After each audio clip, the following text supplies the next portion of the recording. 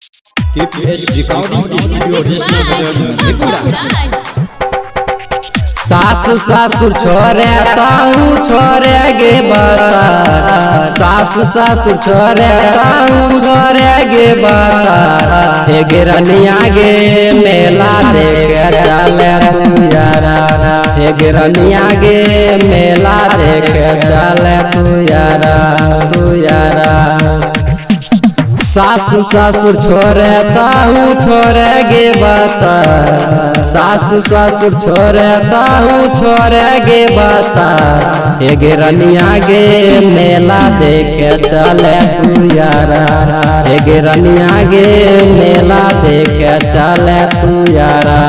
ला देखे चले तू यारा हे गिरनिया गे मेला देखे चले तू यारा KPS Rikoding reshna बड़ी मजा आई तो सोना झूला झूलवे साथ में लाले लाले चूड़ी देवो पिनिया दोनों हाथ में बड़ी मजा आई तो सोना झूला झूलवे साथ में लाले लाले चूड़ी देवो पिनिया दोनों हाथ में मनिहारी की चिंता छोड़े मनिहारी की चिंता छोड़े सब देवो जान हे गे रनिया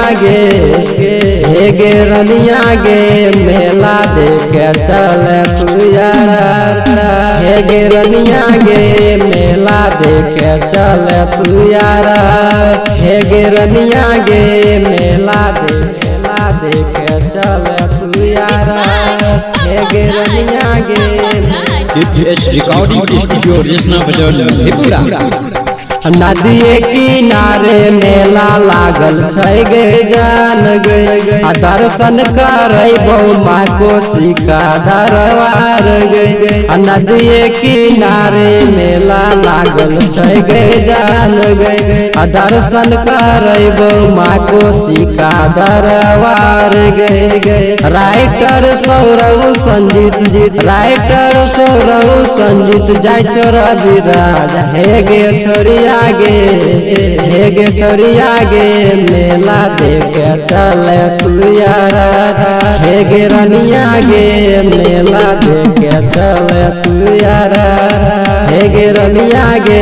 हमरे संग घूमले तू यारा KPS Rikoding reshna